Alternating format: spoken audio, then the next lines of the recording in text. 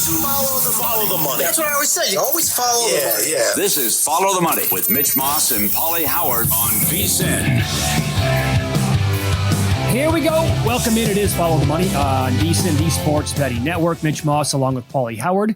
We are live in downtown Vegas from the Circa Resort and Casino, loaded to the gills here on a Tuesday afternoon. A couple of guests today talking best bets at Shinnecock for the U.S. Open. Wes Reynolds right here at VSiN coming up in about an hour. John Hasselbauer on the program a little bit later on today as well. Steve Wiss, he's going to be on the show today at 5:30 Eastern time, 2:30 Pacific, and he'll go over his best bets for the three remaining matches that we have tonight in the World Cup. And Derek Stevens on the show as well. He invited Freddie, the guy who was taking social media by storm since he landed here in the States for the World Cup. And he has been tweeting and putting out on social media like his stops at places such as Buc-ee's. And he went from very few followers. I don't know what that number was, but he's blown up to like 700,000 or more followers now. And Derek's like, okay, well, I love what you're doing here. You're taking the country by storm. Well, how about this? We're going to come and get you in a private jet. You want to come and watch a stadium swim? As of yesterday, they had not heard back from Freddie yet. Come on, Freddie. Come on, Freddie. Got to return that. Get on that, buddy. He's got good taste. Raising Cane's, Buc-ee's. Sure. He's making all the good stops. Stuff that they, wherever he's from, no idea it existed. Like most people coming over here. You'll be shocked at Buc-ee's. There's nothing like it. Yes. I have to admit, Paulie, that I do have World Cup fever. That's great. Right? And dynamite. Now with all the draws. Sure. And more, I'll expand on that in a second. I felt there was a void in our lives last night without another match after Iran and New Zealand played that great match that ended in another draw. And then it was over and we never had another game after. I'm like, well, there's no NBA finals. The Stanley Cup got over with the night before. And we're kind of getting used to like having some sort of action, pump it into my veins. We need these 9 o'clock Pacific time starts. No, nothing. Got to wait for today. I like the 10-1-4-7 setup when they do that with the Pacific time starts. That's good. The 4 games again a day for the next 10 days is phenomenal. Great. And that's been the story. We might have another one here. The announcers keep saying France is arrogant and took Senegal for granted. So now it's 0-0 at the half. Magic Mike's been great in goal for France. Senegal with some woodwork. Total now 1.5 for the match. Draw plus 180. Can it happen again? 8 of the 16 matches draws so far. This was incredible yesterday. If you did the rollover parlay, you were up over 220 units. I got 12 to 13 to 1 off the bat with what happened in Spain. So it's incredible what's going on. And the $5 tickets that turned into 8, 10, 12 grand were all over social media. Sure. And, it started, a bunch of people were tweeting this out. I'll begin here. Barstool Gambling. This is probably at DraftKings then. They said $100 parlay every game would have paid $69,000. Well, you got to shop around when you're betting this stuff. If you want to put it doesn't matter. You put $10 on this thing or $100 or $1,000, whatever. That would have been $69,000 on $100. Covers tweeted out that if you parlayed all 4, $100 wherever they were shopping would have been $94,000. Yeah, there's some big differences in the prices. That's what we've seen. Sure. Yes. Yeah. And then Jeff Sherman here in Las Vegas at their shop said, well, hold on. Someone actually had a $10 parlay with us and it paid $9,800. So you were getting $9,800 to 1 there. And other spots were paying $6,900 to 1. I saw as low as 58. Oh, did you really? Yes. I wouldn't even put that on social media. No, I would That's a big avoid difference. that. Yes, right. Yeah. So, what happens if this game ends 1-1 or 0-0 again? And we're going to have, are we really going to go back-to-back days where the 2 short shots on the board, Spain and France, are going to end in a draw or not win? I'll tell you right now, Paulie, I'm looking at the stats for the opening half. France had possession for 54% of the time. They had 1 shot compared to 5 for Senegal. France had 0 shots on goal. 1 shot on goal for Senegal. It should have gone in. Yeah, if it happens today, it's really time to panic if it continues. Because I think Wednesday we could get a couple draws and maybe 3. Because England-Croatia is supposed to be low scoring. Yeah. Panama-Ghana, the total's 2. Colombia is only a 270 favorite. And Portugal's 370. They should be able to take care of Congo. But you might get a couple draws for sure on Wednesday. And if we can get this to 5 in a row now, to start with France and Senegal, this is really madness now, what's going on. And as Jeff Sherman said yesterday, they're crushing it because the public doesn't bet draws. Right. And maybe they will now, occasionally with the $5 and $10 parlays, but this is with the 3-way, you can kill it if any time it comes draw. Well, what typically happens when people are going to hop in now, and this is why I have not. Usually it's going to go back to the norm, and we're not going to get a lot of pushes then. Mm-hmm. But I don't know. I mean, just for the overall drama, I would love for this continue for today anyway. Yeah, I don't give Iraq much of a shot. I bet them lowest scoring team of the tournament at 8-1. Everyone likes Norway. 1.5 goals, -2 goals to win to 0. Howland is -180. -180 to score. Sure. That's incredible. Well, and they're a $5 favorite. How about Norway? Their first appearance since making the round of 16 in 1998. Iraq, did you know this? Looking for their first point in World Cup history. I did not. They have never recorded a point. They needed 21 qualifying matches to lock in a World Cup spot, more than any other nation. It's their first tournament appearance since 1986. They lost all 3 of those matches by a single goal. Nigel Seeley today has a great breakdown on the match at vsin.com. I would encourage all of you to read it. Norway has lost only 1 of their previous 16 matches entering the event, winning 12 of those. You mentioned Holland, scored 38 goals this season. Alexander Sorloth, had 20. Julian Ryerson had 18 assists across all competitions. By the way, he's as high as 3-1 that I saw looking at the screen today. They're recording assist tonight. And Norway has been a machine offensively, scoring 37 goals in only 8 matches, allowing 5 during qualification. Nigel laid the 2 goals with them here. Is that something that you would want to get on board with? Yep. That one's tough. I can't do that. The goal differential is incredible, though, what they did. 37 goals and only 5 allowed. And Holland had 16 goals in qualification. So this is, I can't, -180 to score is incredible. Mm-hmm. So expecting a blowout. But then again, that's what we thought was Spain, and you thought France would take care of business. So with the rankings, that's 31 against 57 with the FIFA rankings. Not that bad. Argentina's your big boy. That's number 1 against number 27 with Argentina and Algeria. But to be laying 2 goals, no, can't do it. Yeah, it's a tough proposition for me to get on board with. What do we want to do with Iran moving forward? As they had that draw last night with New Zealand. They're not happy. Well, they're not, and they immediately had to leave LA last night and go back to Mexico. But from a betting standpoint, like, what does that do? I mean, all this talk about, in certain places it's going to be very hot, muggy. Well, they were in LA, so you have to worry about that last night. But overall, with the travel now and how they're kind of like, they had to move out of the country and go back to Mexico, and the wear and they had no chance to recovery. They had to leave immediately. There's got to be some sort of like a betting takeaway against that team in their next match. Yep. The base camp was moved to TJ from Arizona weeks before the tournament. And now you immediately have to go back to TJ after you win. And then Sunday, you play Belgium at SoFi and then Egypt in Seattle on the 26th. Mm-hmm. All 4 teams in that group drew, so everyone has 1 point. But the coach is unhappy. He's just saying how it's the most strained buildup for any team in the history of the World Cup. Still did a good job with the 2-2 draw. I didn't think much of New Zealand. Maybe it's an indictment of what's going on with the travel and the effects that it has on them. They had one incredible goal last night, but yeah, I don't disagree. Yeah, but I mean, the coach starts off right away with the post-game press conference about how unhappy he is in the travel plans and how everything's being changed. Maybe it's to bet their opposition coming up, draw no bet. Yeah. Might not be a bad play. Mm-hmm. I thought we have Tommy Smith here. I thought this was really good. He was on last night, prime time with Matt. I love hearing this guy talk about soccer, longtime betting soccer analyst. He was with Matt and Tim last night talking about Team USA coming up against Australia. Well, I thought the performance was unbelievable. I, like yourselves, have been watching the US team for 60 years. You haven't been watching them that long. Never saw anything like this. Never saw this coming.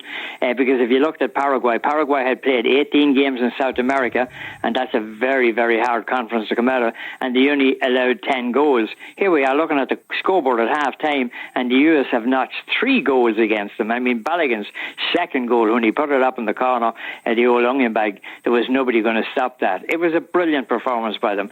I mean, hopefully, the second half wasn't as good because Pulisic, for whatever reason, I mean, we're not really being told. We're told, he's practiced a little bit. I mean, Pulisic makes this team tick. He didn't have a great second half season playing with AC Milan in Italy, but in the first half of the season, he lit the Italian league up as being the best goal scorer and best player in it. Now, he's key to the game against Australia. At the beginning, people said, Australia will be the whipping boys. I said, no, they won't, because these lads play almost like Australian football, and you know what that's like. I mean, these guys are as physical as you're going to get. They may not be as technically as good as the United States, but I'll tell you one thing, when the United States have them beaten, they will be a tired and sore lot. All right. Good job, Tommy. Yeah, good breakdown. How about this tweet from Poly Market an hour ago? Boston bars are reportedly running out of beer. Is that possible? Yes. As Scottish World Cup fans drink the city dry, with one bar saying, quote, "We tripled St. Patrick's Day." It's like Rocco's with Iowa and Nebraska people with the Busch Light.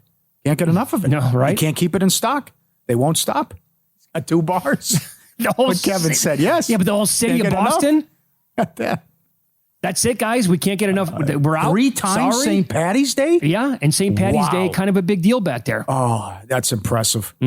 That's nuts. Well done. All right, up next, this move would really, it would move the needle for an Eastern Conference team in the NBA and throw next week's draft for a potential tizzy at the same time. That's next here on VSiN.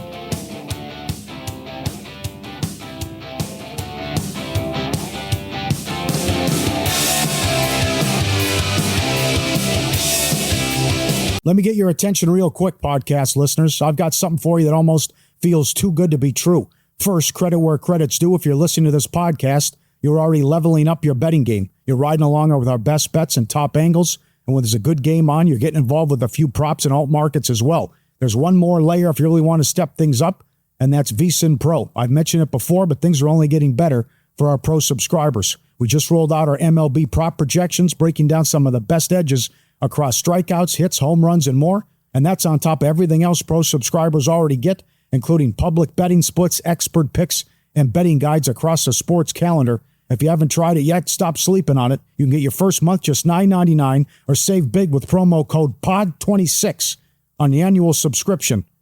Hit the link in the description and start cashing in with VSiN Pro. All right, back to the show.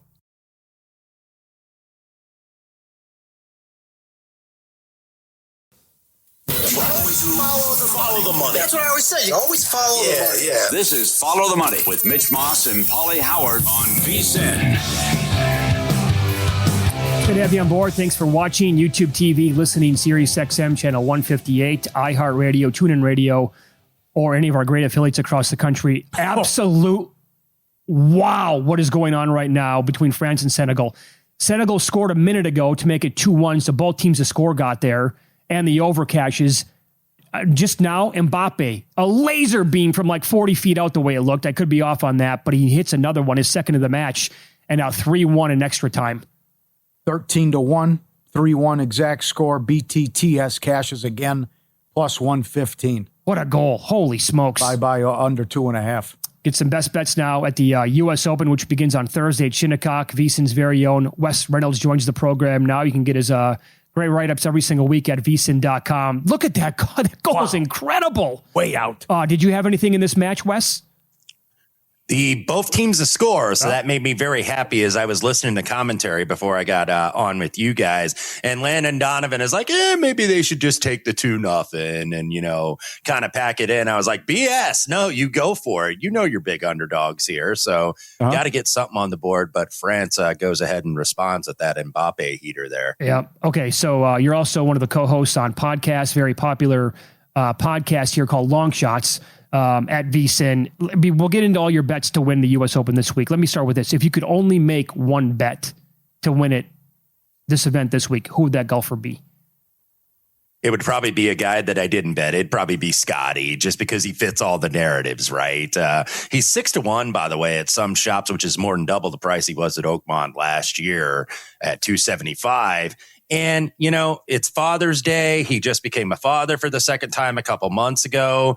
He turns the big 3-0. His 30th birthday is on Sunday, June 21st. So it all kind of sets up, right, to finally complete the career Grand Slam if you believe that the story finishes happen often. I would probably say Scotty, but the way I exposed myself to him, I played in terms of getting some action on Scotty is just playing like top 10. I think the lowest I've seen out there is minus 125, or you can play top 5, 150. I did not bet the 6-1 though, just because of the wind factor.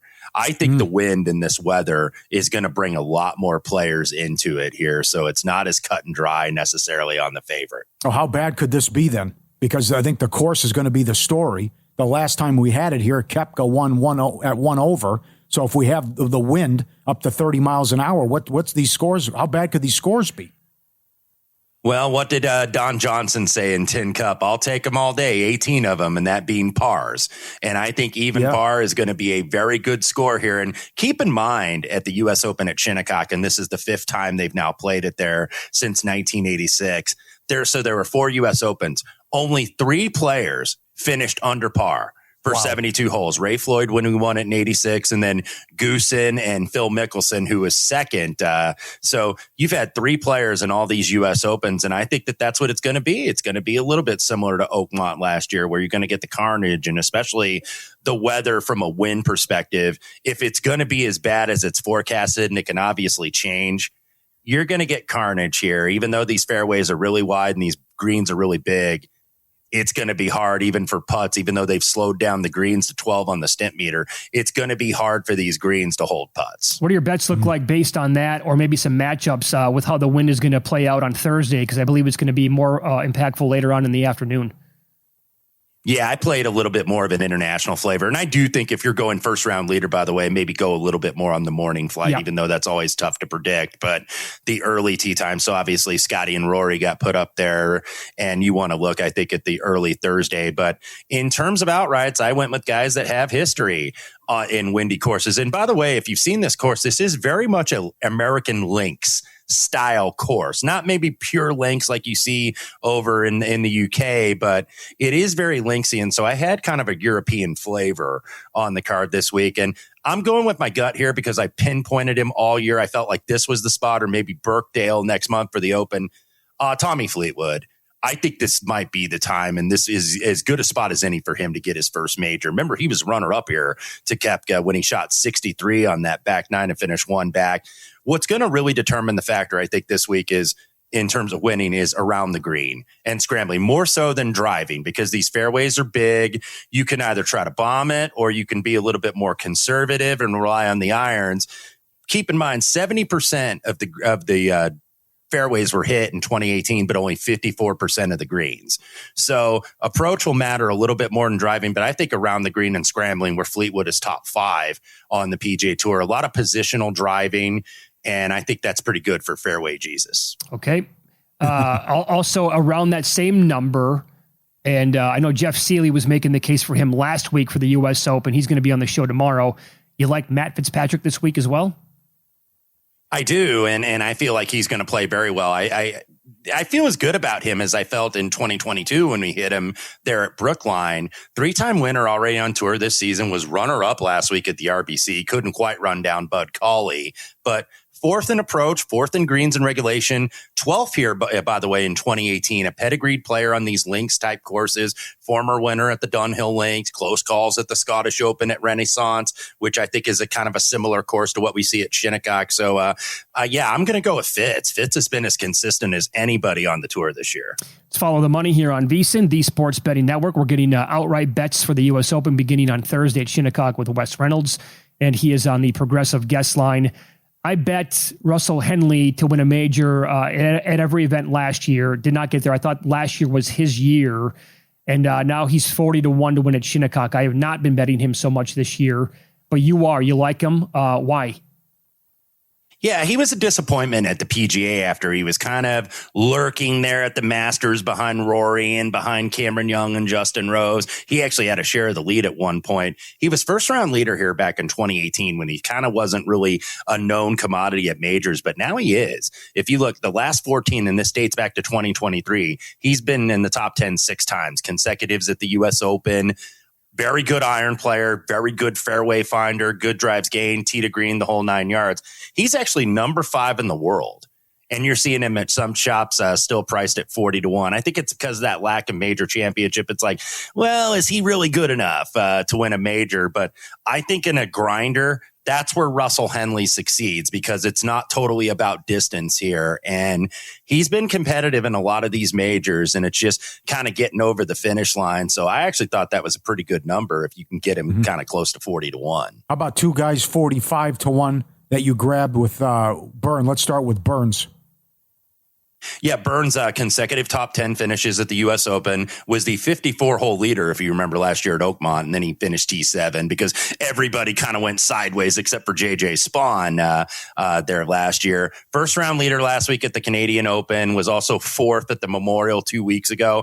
Always a good putter. Like they call him Bermuda Burns, but he's also Bentgrass Burns and maybe Poanwa Burns because he is one of the top guys in putting, and he can bomb it off the tee. But what I think he's going to do is maybe how Brooks Koepka attacked this years ago. And Brooks was only like 64%, I think, in accuracy, but relying on the irons, relying a little bit more on the positional driving. And that's what I think you have to do. I think it's more positional driving than it is distance or really accuracy. I think you can win off the tee in a lot of ways. You just got to get yourself in position to be in position. And then you mentioned Tyrrell Hatton, another one I played at 45-1, 6 last time here at Shinnecock, 2018.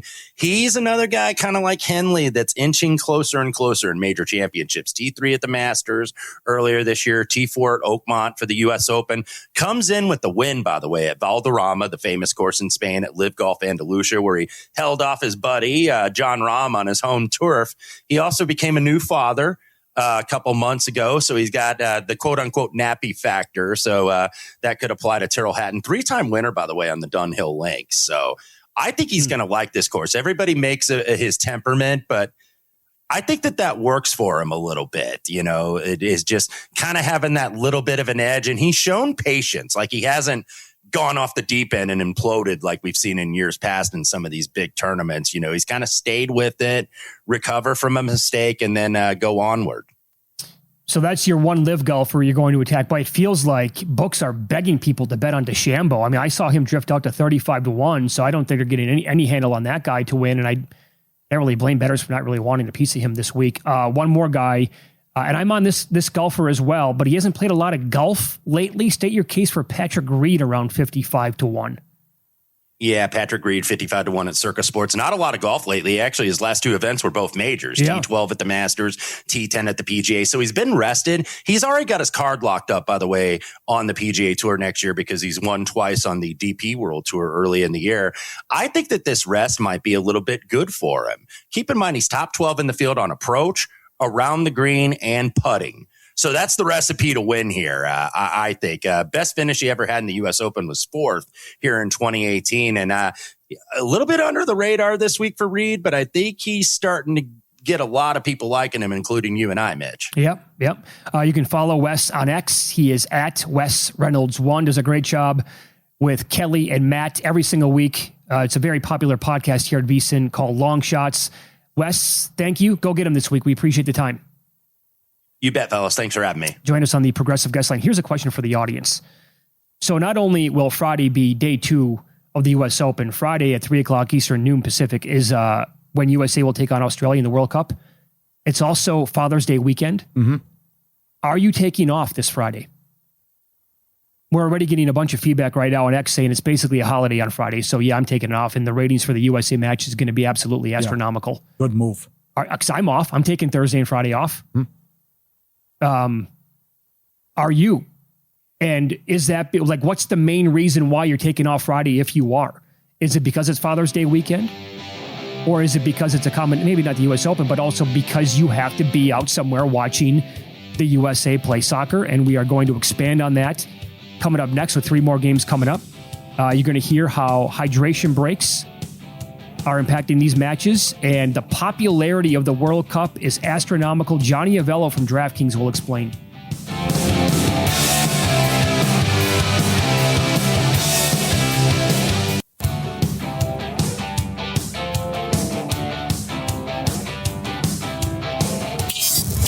This is Follow the Money on VSiN. Best bets on the way tonight and tomorrow in the World Cup. We go out to the Progressive Guest Line. Friend of the show, Steve Wiss, joins the program now. Follow him on X at Meatman Soccer, Because We Win podcast, and the Betting Weekly Studios. Hey, Meatman, how you enjoying the World Cup? Do you know what? It's been a fun time, guys. I think there's been some great games. Kylian Mbappe's just lit it up there with 2 goals for France. Just scored, for me, the best goal of the tournament. And I think sometimes any World Cup needs a goal like that to get really people get even more eyes on the tournament. Incredible goal. No doubt about that. And that game exploded late in the second half. We do have a match coming up in 30 minutes. We were just talking about this. Betting angles with Norway and Iraq. It feels to me like Norway's going to score like multiple times in this match. Are they not? I think they hammer them, to be honest. This could be a hammer job. If they click and score all their... If they really finish their chances, they could go big. But it's more likely to be somewhere in between where they win by, say, 2-goal margin, 3-goal margin.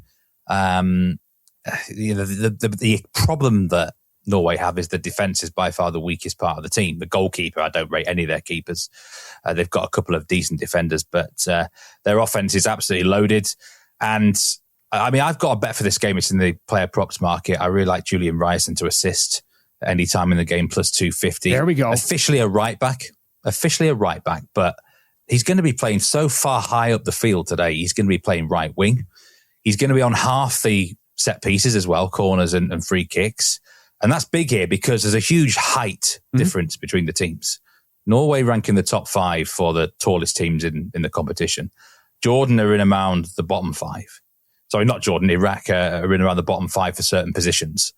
And, you know, big guys like Haaland, you've got Sherlock, Christopher Ayers, a massive central defender for Norway. They're going to be a huge threat from set pieces. So I think Ryerson's got a great chance of assisting here. I know some people have backed him to be the top assister in the tournament at 50-1. I don't think Norway make it far enough for that. But he is a really, really quality player who's going to put loads of crosses in. And the big man up top, Haaland, he's going to want to get on the end of him, isn't he? Absolutely. So that's coming up in half an hour. That's followed by Argentina and Algeria from Kansas City. You went 2-0 last week with these. How about a shots on target prop?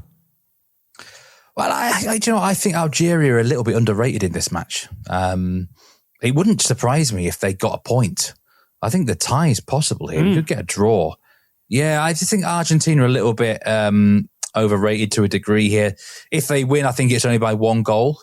And I think the biggest threat for Algeria is Amin Gouiri. He's going to start as the striker for them in this game. Now, to get a starting striker plus money for a shot on target, I think that's worth a bet here. I mean, any starting striker should be, in my opinion, always at least getting 1 shot on target in any match. Okay, there is maybe a quality differential between the 2 teams here. But Algeria are one of the top 3 sides in Africa. They will get their chances on the break. He doesn't have to score for you here. We just need 1 shot on target or more from Amin Gouiri. And I think he can cause problems. They are going to have pace in the wide areas to get in behind. And I think he's the most likely scorer, actually, along with Riyad Mahrez, who's going to be on their free kicks and penalties. I guess Argentina, this is not a guaranteed lock that they win the game. If they win it, I think it's 2-1 or 1-0. And I wouldn't be going near the handicap minus 1.5. I think it's more likely that Algeria would cover the plus 1.5 handicap. I know a lot of sharps have been betting the under for this match. And I think that's based on that Algeria are expected to line up with 5 defenders. But they will have that counter-attacking threat. And Gouiri is going to be the biggest threat to them going forward. All right. Excellent. The late match, Austria, Jordan, midnight Eastern, Santa Clara. How about another player prop? Take it away. Well, this could be a match where Austria comfortably win. To be honest with Jordan, they're a bit of an uncertainty for a lot of bettors at this competition. I've got to say, even I haven't watched much of them. So they could be anything on the day. They could be are surprisingly good, or they could be downright awful. And if they are awful, then Austria could feast. And this is another one, similar to the Norway match. Set pieces are going to be crucial. And there is a huge height differential here. Jordan are one of the bottom 5 teams in height in the competition. And Austria have got some big lads. Watch out for Michael Gregovic up front. And he is a 6'6" striker. He's going to be a massive problem. So I'm going with the assist provider, Marcel Sabitzer, to score or assist. He's plus money, plus 115 for Austria. He's going to be on all their set plays. He might be on a penalty. So I think there's a good chance he can assist a goal, but he's also a threat himself to score. So let's get the dual bet there with either option for him to score or assist. You're going to win your bet. Austria should win the game. They're sometimes not the most reliable team.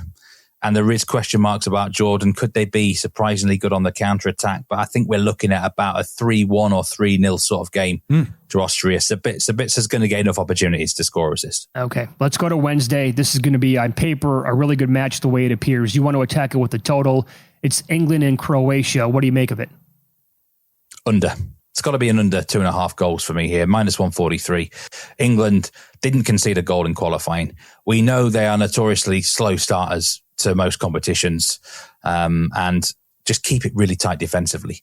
They are hard to break down. And I think Croatia, I mean, there's a good chance of a tie here, but probably 1-0 England is the most likely score. They've got that extra bit of quality and class. And this is not the Croatia team that finished runners-up in the World Cup 2018. They don't have as much of their golden generation.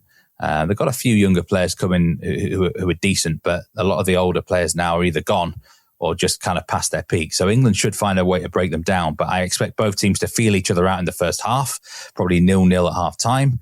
And then England, maybe one player with a bit of quality and class can get that goal for them, or maybe a penalty or something for England. Harry Kane's really good at putting those away. So, but under 2.5 goals really makes a lot of sense. England didn't concede a goal in qualifying. And that is the big, big strength since Thomas Tuchel's come in as their manager. They've looked watertight at the back, certainly against any sort of mediocre teams. Croatia are mediocre, really. So it makes sense for the under. I don't see England scoring 3 goals in this one. So 1-0, 2-0 England. Okay, how about another under? We start the day tomorrow with Portugal and Congo from Houston. 2.75 under. Congo are just going to come here and park a double-decker bus and more. They're going to be so defensive that it's about Portugal, can you break us down? And eventually they will. But I think we're looking at 1-0, 2-0 Portugal, just like the England game. What I have noticed is these midday local time kickoffs, they have been surprised. The dogs have done well in them. I mean, look at Spain yesterday with that 0-0 against Cape Verde. Switzerland couldn't beat Qatar in the early kickoff either. So I think about circadian rhythms of players. Soccer players are not used to being on the field this early in the day. A lot of their matches, especially in the big leagues in Europe, play in the evening. So it's just something for their body clock to get used to. And I think Portugal could be a bit slow and sluggish out of the gate. I don't see them conceding a goal. So Congo, I don't think will score, but they are quite tough defensively, Congo. I've seen quite a lot of them in recent times. There's a mad stat, something like this under this manager, like 85% of their matches have gone under 2.5 goals in like 40 games. Yeah, it's a ridiculous statistic. So they are an under king. And, if they only lost 1 or 2-0 to Portugal, that's not terrible for their goal difference. So I think under 2.75 actually you can get here at minus 117. So if there's 3 goals, you only lose half. But I wouldn't put off anyone looking at under 2.5 goals. It's significant plus money. It's going to be, I think, a tight one to start the day. Sold. Excellent. Meatman, our guest, 3-1 last week. Because we win potties on the Progressive Guest Line, Paulie and Mitch VSiN, the Sports Betting Network, 7 Eastern, 4 Pacific from Toronto tomorrow. Panama and Ghana. I'm going after Ghana. I mean, I was on last week and I've backed Ghana to be bottom of this group. I actually had a small bet on Ghana to be the lowest scoring team in the whole competition at 33-1. I don't think they score a goal in this World Cup because they are so defensively minded. And their manager, Carlos Queiroz, is so defensive. Now, you could say maybe this is the one game they could open up in, perhaps, because they feel like they might want to win it. But this coach has only got one way of operating. I don't think he's got a plan B. And I think Panama here, draw no bet, plus 130. I mean, I'm going after these Canal boys. I'm going after them. I think they're a great bet here. They are used to playing in America. They are used to playing in America in these Gold Cup competitions. It's a part of the world they're very familiar with. And I think they're underrated. I actually think they've got a far bigger goal threat than Ghana under the tactical systems that two teams normally play. So, look, it could be a draw. It could be a 0-0, actually. But I think if someone's going to win it, Panama get the edge for me. I'm going after Ghana this whole competition, guys. If they break me, then fair enough to them. But I've got to put my money where my mouth is here. And it's Panama tie-no bet plus 130. Very good. Make sure you follow Steve on X. He's at B-Man Soccer, the Because We Win podcast, Betting Weekly Studios. I've been listening to you this week. You guys are doing a great job, covering every single angle with these matches, Steve. So, job well done, and thank you for the time today. We appreciate it. Thanks, guys. I'll see you again very soon. A couple of days, I think. Yep. Love it. Sounds good. There you go. Steve Wiss, and he was on the Progressive Guest Line. Going to be a hammer job. That's the Norway match coming up. You want to bet goal in the first 10? Yes, I do. Let's do that. Fireworks off the bat. Yes. A 5-1 shot to cash? Yeah, let's do that. Is that what it is? Yeah. Okay, I'm in. Okay. We'll make that bet. That match starts in 20. 4-1. Sorry, 4-1. Argentina's 450. You're going to hear about how popular the World Cup is when it comes to betting on these matches. Coming up next on Follow the Money, it's VSiN, the Sports Betting Network.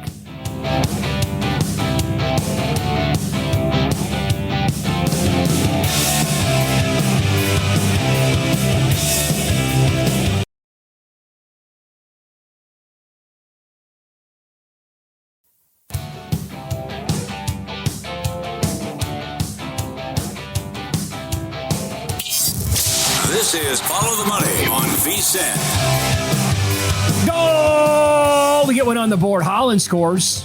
29th minute here. Norway up 1-0 now. And out of the hydration break. Immediately out of the hydration break. How about it? Yeah. Things flip, man, immediately. Yes. And there was a good run there by Norway, and they're on the board now. And that's good because I got him 15-1 a little bit on him to win the Golden Boot. Nice. There you go. Beautiful. Yep. Derek Stevens joins the program now, owner, CEO of this great property. Good to see you again. How are you? Good to see you, fellas. This is, we can't get enough of this. 4 matches every day for 10 days in a row. USA is going to be incredible if they can look that good. Playing on Friday, I can't imagine the ratings for that game, what the handle is going to be like. Let's start here, though. This German soccer fan named Freddie has taken off on social media unlike anything I've ever seen in my entire life. And he's simply going to, I don't want to call him random, but he's going to Raising Cane's and tweeting out a photo, and lives were changed, and he's going to Bass Pro Shops, and he's going to Buc-ee's, the gas stations, and they're blown away by this. And he's up to 800,000 followers right now. This is pretty cool. Amazing. It's good to see everybody coming here and loving America. We sometimes forget about some of these things, Take it for granted. We take for granted. I mean, I'm getting a kick of watching these videos. People going through this place called Costco, not understanding. Why do we sell things in 10-pound bags? Why do we? Oh, yes. Oh, all these Europeans coming out to check out these American institutions. It's pretty awesome to see. I love the fact that Americans are coming across with great hospitality. I love it. I think it's terrific. Yeah. And so you noticed this, and what did you decide to do? Well, we decided to reach out to Freddie and make him an offer. And by that point in time, I knew there were a few different groups making offers, and we thought, hey, why don't we just why don't we saw what Freddie was going up to the concert in Oklahoma City, right, on Thursday night. Then we'll send a jet. Come on, Freddie. You can't make a trip to the States for 6 weeks without stopping into Vegas. Yeah. Wasn't on his schedule. Well, he's not going to a game every day. Mm-hmm. Why don't you pop in? We'll pick you up. Try to make it easy. Anything? He's got to respond to that. What an offer. Not yet. We'll see what happens. But at some point that I've had a ton of people reach out. I've had a lot of DMs, by the way. Interesting. Oh. Yeah. I bet. Yeah. A lot of people are trying to take Freddie's spot, of course. Sure. Yeah, sure. But no, we're having a kick out of this, and we're because we're all into the World Cup, And you guys know I was never the biggest soccer fan, but I am absolutely hooked on the World Cup. I could watch any game. Yes. I would watch any game. Same way. I love it. I just absolutely love this. I said to begin the show, I have World Cup fever, and I thought there was a void in our lives last night when that late game. I wanted another game. Yeah, I wanted a late game to start at 9:00 Pacific time. Well said. I have that same fever, Mitch. I'll tell you. I didn't think I would, but I didn't realize that, a few years ago, like with the oddball times and all that. You're right. With this format, now there's so many more games. You're going to have more than double the amount of elimination games because you start at the round of the 32. This is an amazing development here for the United States. The schedule, all the matches in our backyard, and we're off to a great start and maybe have a chance. So get it's this. all lining I'll up. tell you from perspective here. You guys probably saw it. When was it? Last Thursday, Mexico in here, Yeah. right? Oh, yeah. Absolutely nuts. Couldn't move. And then what was the next one we had? Brazil, Morocco was Brazil busy. I was at Stadium Swim. Brazil was unbelievable. The whole book had Brazil. Yeah, and the book had Brazil, and I was at Stadium Swim the whole day, and that was Brazil. There's another. What else? Oh no, the United States, of course. On Friday it was night, unbelievable. yeah. Friday night was we needed that Friday night. We had no hockey or basketball. Yeah. Yeah. Wilbo just told me a couple minutes ago, completely sold out. Now I think everybody's getting this World Cup fever. He said the book and Stadium Swim will be busier than what we were for the United States for the England game On Wednesday. that's tomorrow, right? Yeah. Yes. Yeah. Yeah, he said everything completely sold out. Stadium Swim and here. I go, you got to Wow. be kidding me. I'm trying to. It's early, right? It's the, is it the second match? That's the 1:00 Pacific time game. Yes, England, Croatia. It's going to be 110 degrees, I think, tomorrow outside at the pool. I wonder if no. any of the fans are going to be drinking out there tomorrow. I wonder. Like the one, yeah, get the But to wheelchair. think about that, so okay, so that means we'll have UK. That puts us with four teams that felt. But then wait a second, what about Argentina? Or Spain? Well, I mean, Spain. Yeah, this is unbelievable. Let me ask you this. So there was a tweet earlier today that said the city of Boston was running out of beer because of the Scottish fans in town for their team. They said it was three times bigger than St. Patty's Day? Yes. They're like legitimately running out of beer. Is there any way that one of your properties could ever run out of beer? We will never run out of beer. Okay. I will tell you, we will not. But I will tell you, that just goes to show these people are having the time of their lives. Yes, yeah. I love it. I think Wilbo's planning on going to Scotland. I think I see watching these guys singing all over the place. That iced it. You think about that game over in Dallas. What were they singing? Country Road for 2 hours straight? It's unbelievable. Yeah. I love seeing, like, I think it was the South Korean fans hanging out with the Mexican fans, and the Mexican fans got South Korean fans to like do these almost like keg stands, but with tequila, and they're all like buddy, and it's absolutely fantastic. Was that, you see the Japan fans? They bring a trash bag? They bring the Oh, yeah, awesome clean up. is that? It's amazing. Got to keep it Out clean. of respect Pick for up the- after our I show. love that. respect. They're waving it around. I love it. I love that too. How was the parade today? Parade was good. Sigma Derby made its trek to the west. All right. Very happy about it. Opens up 4:00 on Friday. We celebrated all of our little horses with Here we go. with our Shetland ponies, and we had a bunch of people dressed up as jockeys. We were off and running. We had the mayor come out, gave us a proclamation. It was Sigma Derby Moving Day, so it was pretty cool. There it is, right there. Wow. It's an institution. Yeah, That yeah. popular. I was very happy. We've had it at the D now for about 15 years, and we've been a good custodian of this national treasure called Sigma Derby. And now, and what it is that the second floor of the D is no longer Vintage Vegas, but there's nothing more vintage than Golden Gate, so it's a better fit there. Oh, So gotcha. Got its new well said. forever home Well right said. there. We got to talk about what you did Saturday with the split line.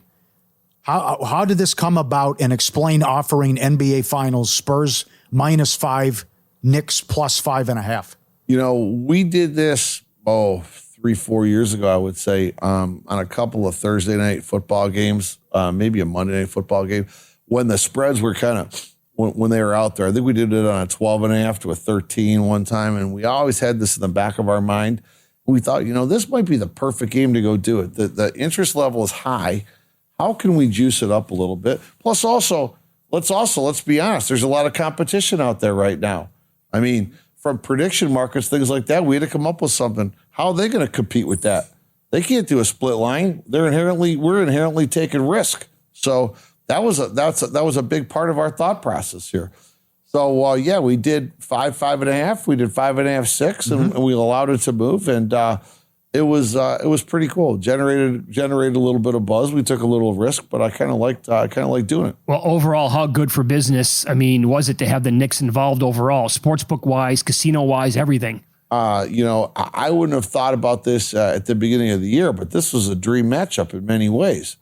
Having Wemby and then having that story and then having the Knicks. Boy, the Knicks fans were unbelievable. The Knicks fans sold out Saturday night. It was awesome. Did you see the first quarter line you had here? The Spurs were 3.5 in the first quarter and 5 for the game. The Spurs covered the first quarter in every game of the series. Wow. Yeah, amazing. That's right, because they came out so strong. Yeah. Was that the third time you've been in the building with the cup? Yeah, we had the cup over here. Yeah, the cup's been here a few times. Yeah, we had up at Stadium Swim. It was because we had all the hockey. We had the media day, like Messier, Subban, Steve Levy, and all the NHL execs. They brought it back, so they brought the cup with them. It was pretty cool. But Carolina was celebrating right in front of you. Yeah, they were celebrating right in front of us. We had the cup at Legacy Club the day before, or 2 days before. Yeah. Hey, what wanted to throw something out? Yeah, you guys. What do you guys think about the pace of Circa Survivor and Circa Grandissimo? Things kind of hit a little accelerator since the last time I walked in here. What is it now? We got 3 Grandissimos already in. Wow. And it's cooking. We're well above the pace of last year. Where are you at with the regular Survivor? What? Where are you at with the regular Survivor? What is it right now? Almost 1,200 the way it looks on the screen. Yeah, almost 1,200. So, ahead of pace from last year? Way ahead. I don't think we had our second Grandissimo until well into July. Oh no, yeah, that was one for months, I thought, last year. Right. So it's cooking. So right now we love World Cup. And then when World Cup ends, we can actually hold our breath till football starts. We're awesome. in good shape. By the way, awesome betting interest on the World Cup. It's growing by the day. Yeah, it's really growing. This is one where I think it's just going to keep growing because this World Cup fever is real. The draws too. Totally agree. Real. And we have an update on the match going on right now. Thanks, Derek. Good to see you again. We appreciate the time. In Pocket Plays coming up next year on VSiN.